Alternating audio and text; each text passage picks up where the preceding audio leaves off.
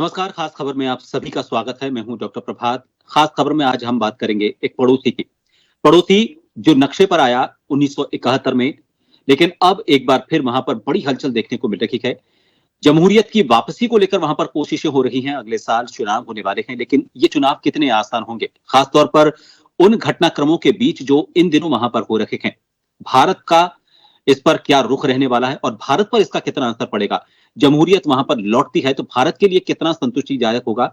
और ऐसे में जब बांग्लादेश में जो हालात हैं उसका कुछ दूसरे मुल्क फायदा उठाने के लिए उसकी जमीन को किस तरह से इस्तेमाल करने की कोशिश कर रहे हैं, इन सभी के बीच क्या हालात अंतर्राष्ट्रीय स्तर पर भारत के पड़ोसी मुल्कों के साथ होंगे, क्योंकि सिर्फ बांग्लादेश ही नहीं, कुल मिलाकर 3 ऐसे पड़ोसी देश हैं जहां पर अगले कुछ दिनों में, अगले कुछ वक्त में चुनाव होने वाले हैं। बात करेंगे इन सभी को लेकर। हमारे साथ विशेषज्ञों का एक पैनल जुड़ा हुआ है, उन सभी से आपका परिचय करवा देते हैं। हमारे साथ विदेश मामलों के 2 जानकार जो काफी लंबे समय से इसमें काफी गहनता से अपना अध्ययन भी कर रहे हैं और इसको लेकर वक्त वक्त पर हमारे साथ जुड़ते भी रहे हैं। गौरीशंकर गुप्ता जी हमारे साथ जुड़े हुए हैं और डॉक्टर करोड़ी सिंह जी हमारे साथ इस चर्चा का हिस्सा हैं। करोड़ी सिंह जी, सबसे पहले आपसे बात करना जरूरी इसलिए है क्योंकि पिछली बार जब आपसे बात हुई थी इस पूरे मामले को लेकर तो कहा तो जा रहा है कि वहां पर चुनाव होंगे, लेकिन जिस तरह के हालात हैं, आपने भी ये कहा था कि ये नाम के चुनाव हैं। अब आपको क्या लगता है, ये तब है जबकि वहां पर जो शेख हसीना भारत में हैं, शरण लिए हुए हैं, लेकिन जो खालिदा जिया हैं, उनके जो बेटे हैं, अब 17 साल के निर्वासन के बाद, एक तरह से वनवास के बाद वापस राजनीति में कदम रख रहे हैं, अपने परिवार के साथ लौटे हैं। देखिए प्रभात जी, जो तारिक रहमान है वो 17 साल के बाद आ रहे हैं, लेकिन अभी चुनाव होने वाले हैं। उसमें जमाते इस्लामी बांग्लादेश में पिछले 45 साल से स्ट्रगल कर रही है और उस पे जो दाग लगा था पाकिस्तान के दमन में, पाकिस्तान के साथ होने का, वो अभी तक धो नहीं पाई थी। लेकिन अब जमाते इस्लामी विद्यार्थियों के थ्रू, क्योंकि जो स्टूडेंट है उनको 71 का जो दमन था उसका नहीं मालूम है, वो सब बाद में पैदा हुए हैं, तो उनको सहारा लेके वो बांग्लादेश में फिर से सत्ता पे हावी होना चाहती है। जो 71 से पहले की स्थिति थी उस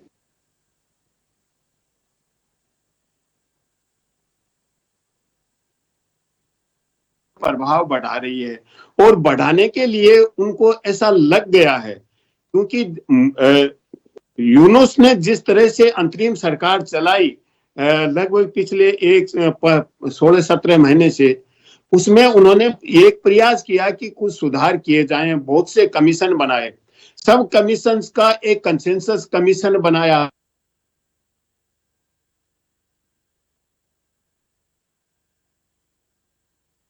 और उन पे दबाव भी पड़ा कि चुनाव करवाओ, तो चुनाव अनाउंस कर दिया।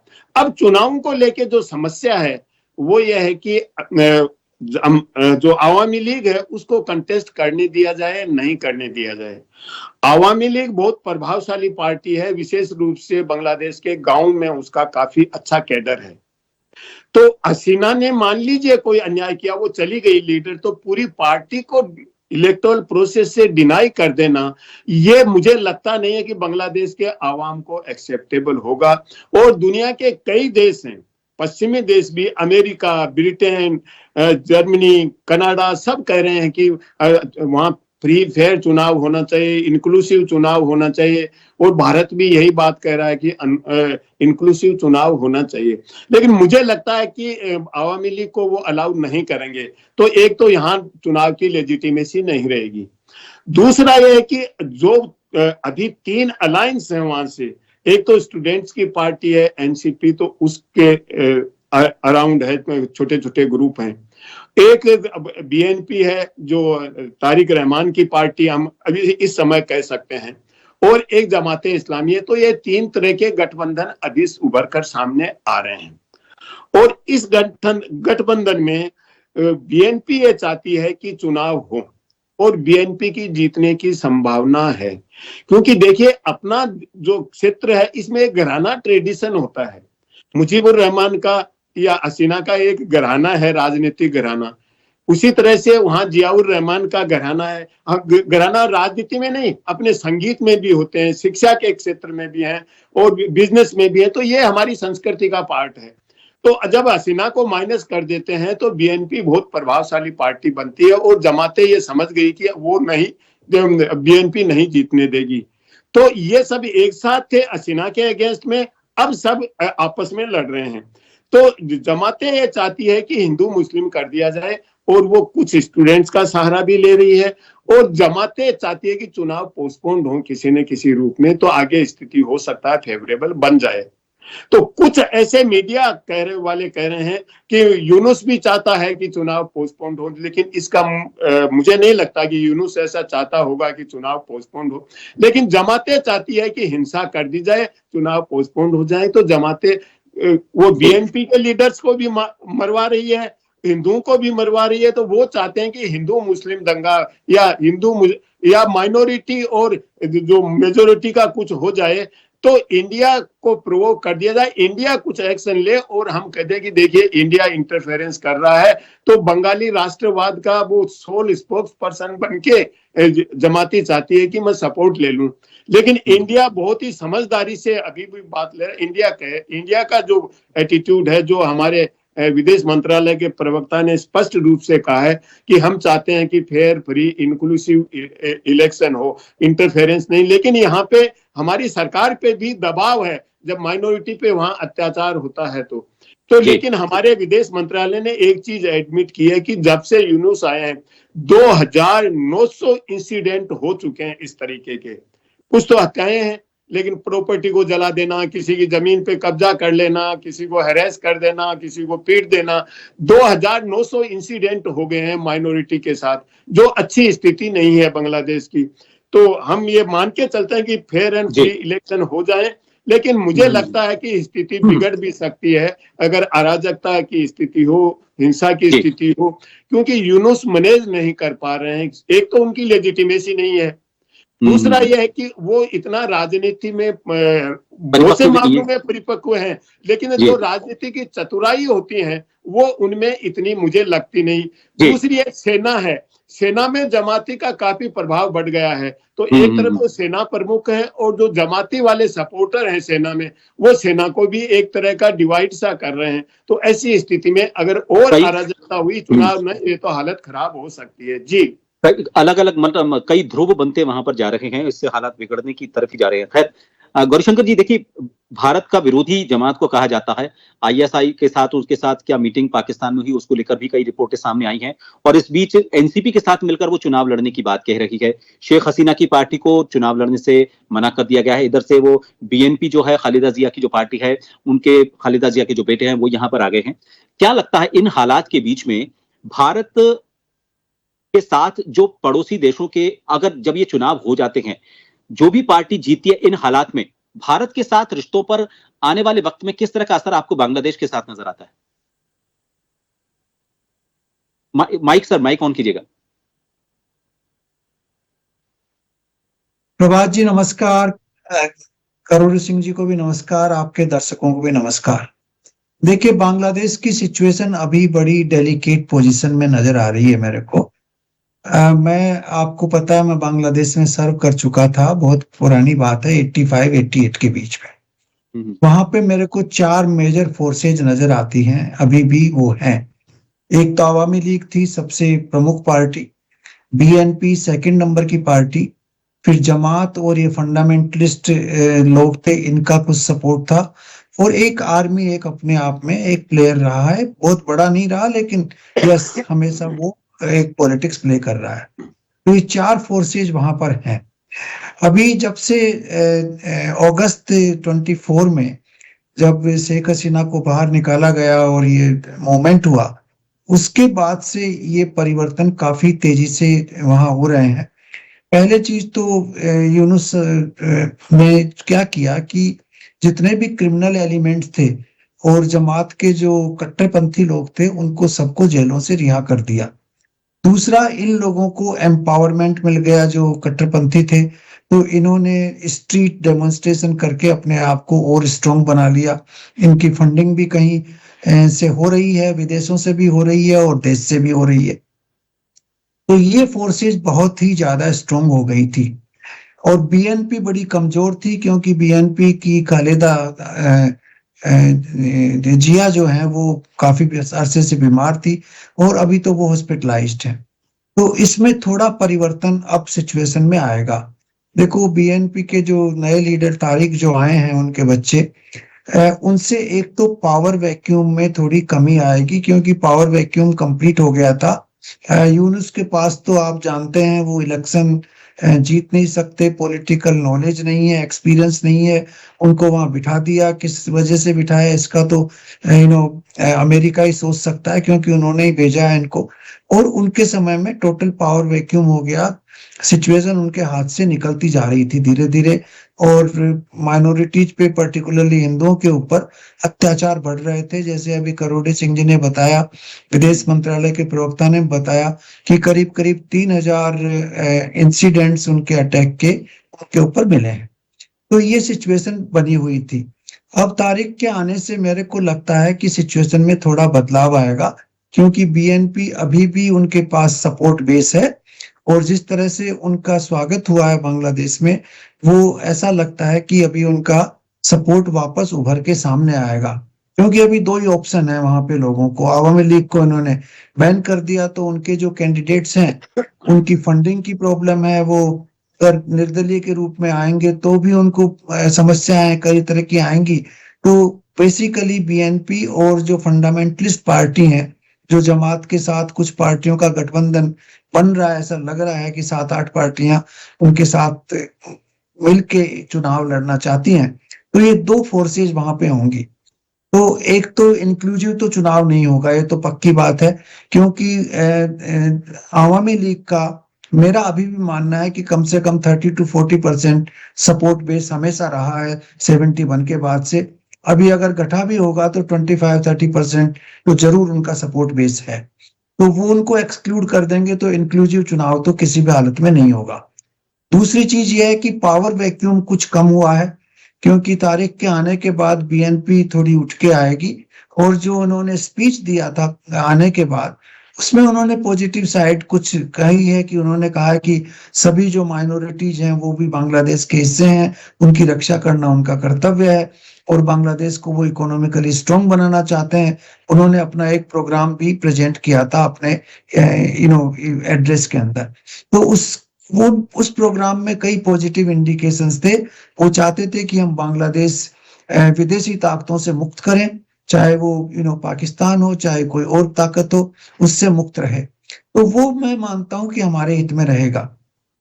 अगर इलेक्शन एज शेड्यूल्ड फरवरी 12 को होते हैं तो बीएनपी के पावर में आने के मेरे को बहुत अच्छे चांसेस नजर आ रहे हैं अभी, क्योंकि आवामी लीग के जो वोटर्स हैं वो भी शायद बीएनपी को ही सपोर्ट करेंगे। वो नहीं चाहेंगे कि वो फंडामेंटलिस्ट फोर्सेज जो जमात इस्लामी के साथ हैं उनको वोट करें, तो उससे कुछ स्टेबिलिटी आएगी। ये भारत के लिए पूरी तरह से फेवरेबल नहीं होगा, लेकिन जहां तक मैं जानता हूं खालिदा जिया और बीएनपी की जो फिलोसॉफी ये रही है कि वो भारत के अगेंस्ट में नहीं जाएं, वर्किंग रिलेशनशिप रखें और उनके बहुत क्लोज भी नहीं बने। तो एक इंडिपेंडेंट फॉरेन पॉलिसी वो प्रोजेक्ट करेंगे, लेकिन वो नेचुरली चाइना के थोड़े क्लोज रहना चाहेंगे, मेरा ऐसा मानना है। चाइना उनका एक फेवरेट नेशन है, तो हो सकता है चाइना उसके बाद थोड़ा ज्यादा एक्टिव हो जाए बांग्लादेश में जी। और कुछ हद तक अमेरिका भी एक्टिव होगा क्योंकि हो सकता है कि ये जो आ रहे हैं तारिक वहां पे वापस, उसमें उनके आने में कुछ इकोनॉमिक सपोर्ट, कुछ पॉलिटिकल सपोर्ट अमेरिका का या वेस्टर्न वर्ल्ड का जरूर होगा। जिस तरह से प्रिपरेशंस उनके आने का रिसेप्शन हुआ है, जिस तरह से उनको 7-8 लाख की क्राउड वहां इकट्ठी हुई है, ये बिना किसी सपोर्ट के नहीं हो सकती है। तो हो सकता है वेस्टर्न वर्ल्ड का इनको कुछ सपोर्ट हो, तो वेस्टर्न वर्ल्ड भी इसके साथ रहेगा, कुछ हद तक चाइना भी रहेगा और भारत जो है मैं समझता हूं कि कुछ हद तक न्यूट्रलिटी में रहेगा, क्योंकि वो जानते हैं कि इनके साथ क्लोज संबंध नहीं होंगे लेकिन वर्किंग रिलेशनशिप अच्छी रहेगी। तो मेरा ये मानना है कि ये इलेक्शन इंक्लूसिव तो नहीं होंगे, आवामी लीग को एक्सक्लूड कर दिया जाएगा, लेकिन ये प्रेजेंट जो सिचुएशन है जिसमें यूनुस जो है कुछ नहीं कर पा रहे हैं और फंडामेंटलिस्ट पावरफुल होते जा रहे हैं, उससे बेहतर सिचुएशन बनेगी इलेक्शन के बाद आने वाले वक्त में। लेकिन इसमें एक मसला और है जो मैं पहले बोलना चाहूंगा वो है कि ये एक रेफरेंडम भी करना चाहते हैं उसके साथ में। वो रेफरेंडम जो है वो बेसिकली उनके कॉन्स्टिट्यूशन को बदल के इस्लामिक कॉन्स्टिट्यूशन बनाया जाए, तो वो एक बड़ा नेगेटिव उसमें एलिमेंट रहेगा। तो मैं तो चाहूंगा कि वो रेफरेंडम इलेक्शन के साथ नहीं हो, और जो नई सरकार बने वो फिर इस चीज के ऊपर निर्णय ले, डिसाइड करे। तो ये मेरा ये व्यू है कि हमें अभी जो चेंजेस आ रहे हैं पीएनपी का, उसको सपोर्ट करना चाहिए, डायरेक्टली तो नहीं तो लेकिन इनडायरेक्टली करना चाहिए, उसको वेलकम करना चाहिए। अगर कुछ स्टेबिलिटी आती है और जो टेक्निकल फोर्सेज की पावर कम होती है तो हमारे हित में होगी, मेरा ऐसा मानना है। जी करोड़ी सिंह जी, देखिए भारत हमेशा नेबरहुड को फर्स्ट मानता है, ये उसकी नीति भी रखी है, लेकिन आपको नहीं लगता कि ये जो सॉफ्ट डिप्लोमेसी अभी इस वक्त हम बरत रहे हैं, आपने भी इसकी तरफ इशारा किया, ये सॉफ्ट डिप्लोमेसी आने वाले वक्त में न सिर्फ पाकिस्तान बल्कि चीन और अमेरिका, जैसा गौरीशंकर जी ने भी कहा, उनको थोड़ा सा हावी होने के लिए मौका दे रही है हमारी सॉफ्ट डिप्लोमेसी। ना तो हम प्रोएक्टिव रह पा रहे हैं, ना हम रिएक्टिव हो पा रहे हैं। तो ऐसे में और क्या ऐसे कदम उठाए जाने चाहिए ताकि वो दूसरों के इन्फ्लुएंस में हमारा पड़ोसी भटक ना जाए, क्योंकि पड़ोसियों के साथ रिश्ते बना के रखना, नेबरहुड फर्स्ट, ये हमारी नीति भी रही है। पड़ोसी हमेशा अच्छा रहे, वहां का माहौल अच्छा रहेगा तो हमारे देश में भी हालात थोड़े से सामान्य रहेंगे। देखिए प्रभात जी, आपने बिल्कुल सही कहा कि अगर हमारे पड़ोस में शांति है, स्थायित्व है या प्रोग्रेस कर रहे हैं तो वो भारत के लिए अच्छा होता है। क्योंकि जैसे हम बोलचाल में गांव में कहते हैं कि अगर पड़ोसी अमीर है तो कम से कम मांगने तो नहीं आएगा, तो वो स्थिति है। अगर पड़ोसी कमजोर है या वहाँ अस्थायित्व है तो हमारे ऊपर असर पड़ता है। लेकिन पड़ोसी को बदला भी नहीं जा सकता। अटल बिहारी वाजपेयी ने कहा भी था ये कि हम पड़ोसी को नहीं बदल सकते, तो उनके साथ रिश्तों को अच्छा ही रखना बेहतर है। जी, तो हमारा जो बांग्लादेश के इस वक्त जो हालात है, तो भारत के लिए मुश्किल यह है कि भारत पड़ोसी पहले की नीति तो अडॉप्ट करता है, लेकिन भारत अगर हस्तक्षेप करता है तो भारत में बहुमत है वो हिंदुओं का है, और वहां जो जमाते इस्लामी वगैरह ये चाहते हैं कि भारत प्रत्यक्ष रूप से अगर हस्तक्षेप करे तो उनको कुछ लीवरेज मिल जाए। इसलिए भारत के संयम के साथ, प्रोएक्टिव तो है लेकिन संयम के साथ है, क्योंकि भारत को डील करना है गवर्नमेंट से, इंडिविजुअल से नहीं। हसीना का केस देखिए अलग है, हसीना यहाँ आ गई लेकिन जो भी गवर्नमेंट होगी पड़ोसी देश में उससे डील करेगा। हमने श्रीलंका में भी किया है, मालदीव में भी किया है। मालदीव में जो आया था वो भारत के अगेंस्ट में कैंपेन करके आया था, हमने डील किया है। तो निश्चित रूप से भारत डील करेगा। लेकिन अब जो समस्या आ सकती है, जैसे बीएनपी के बारे में कहा चांसेस हैं, मैं भी साहब से सहमत हूं कि बीएनपी के चांसेस हैं, और वो इसलिए है कि बांग्लादेश में दो पार्टियां रही है और दोनों का ही, चाहे वो आवामी लीग हो, बीएनपी हो, दोनों का एक वहां के समाज में इमेज है कि उन्होंने बांग्लादेश को स्थायित्व दिया, बांग्लादेश में सामाजिक सौहार्द भी बनाने का प्रयास किया, बांग्लादेश की प्रगति भी, आर्थिक प्रगति भी हुई। तो ये दोनों का ये इमेज है। जमाते इस्लामी का परंपरागत तरीके से इमेज ये है कि पाकिस्तान का दमन करवाया पाकिस्तान से उसने, तो उसकी इमेज इस तरह की नहीं है, तो उसके चांसेस नहीं है किसी भी रूप में बंगाल के लोग वोट नहीं, बांग्लादेश के लोग वोट नहीं देंगे।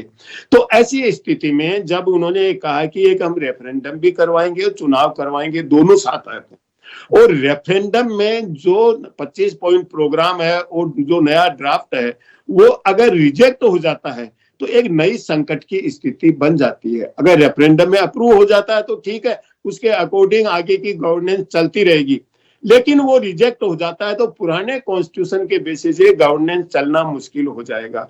और इसीलिए साई गुप्ता जी ये कह रहे हैं दोनों एक साथ नहीं होने चाहिए, रेफरेंडम और इलेक्शन, क्योंकि अगर वहां एक नए तरीके का पॉलिटिकल क्राइसिस हो जाता है।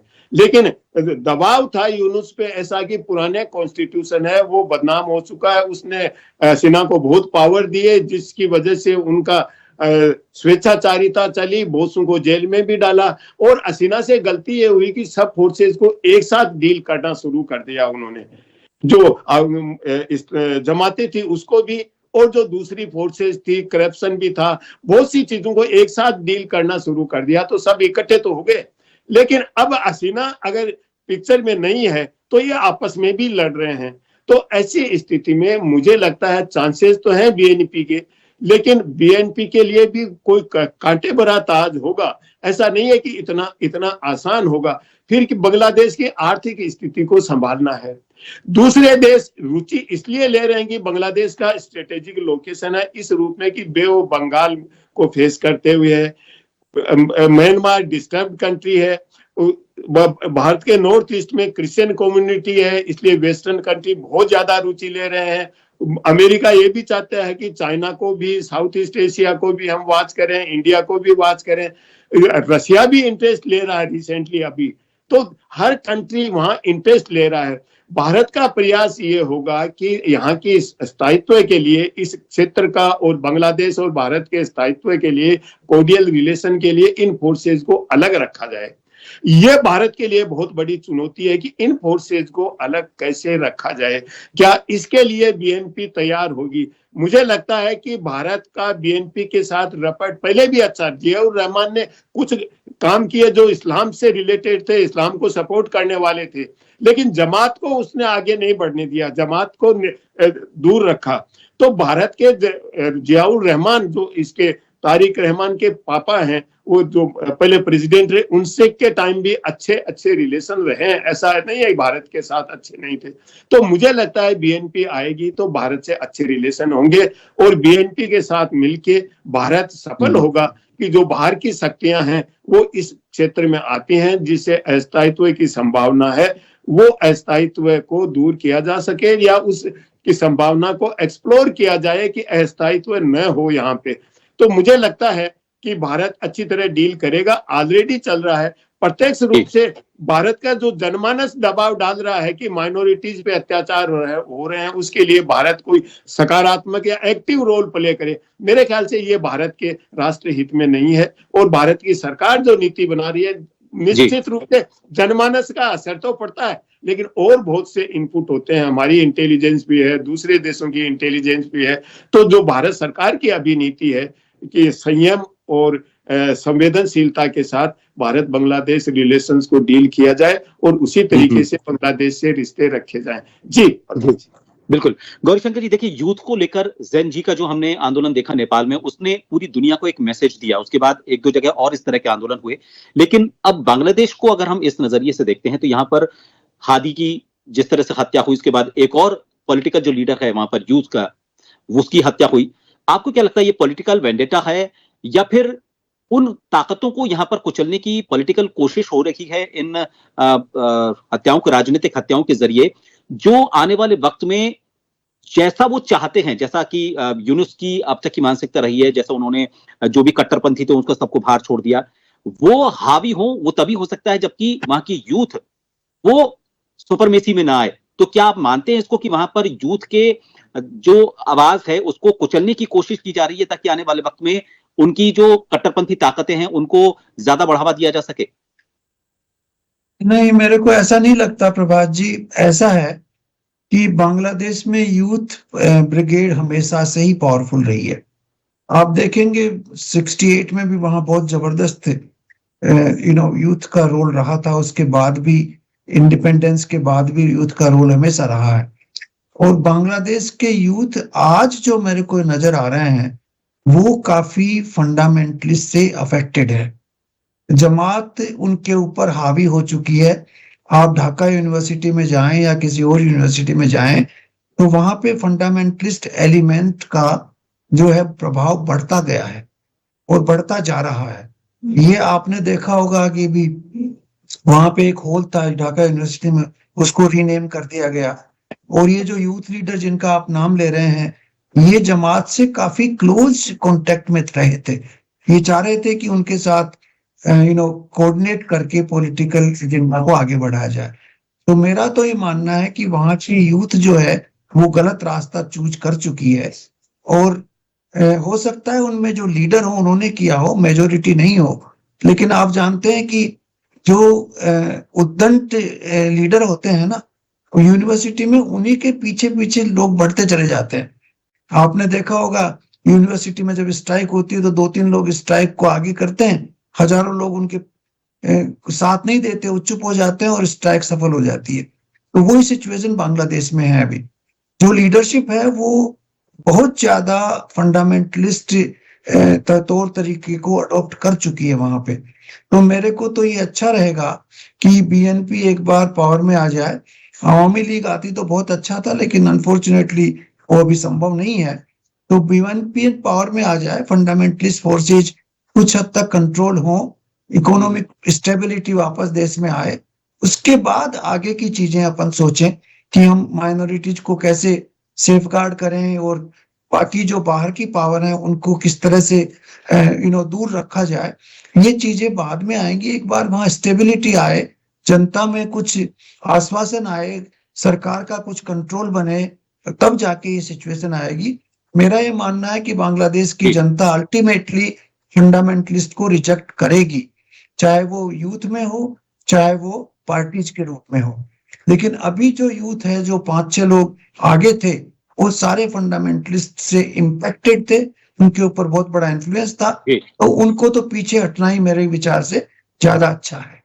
चलिए देखिए, उम्मीद की जा सकती है 12 फरवरी की तारीख एक नई इबारत बांग्लादेश के इतिहास में दर्ज हो जाए, और उम्मीद ये भी की जा सकती है कि भारत उस नई राजनीतिक नेतृत्व के साथ अच्छे रिश्ते कायम करे।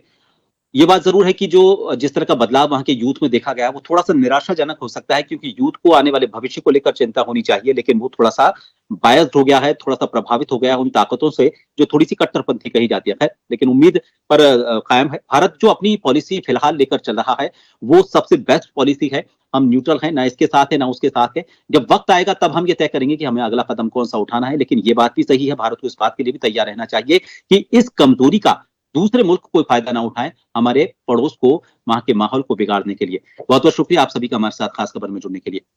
इजाजत दीजिए। नमस्कार। नमस्कार।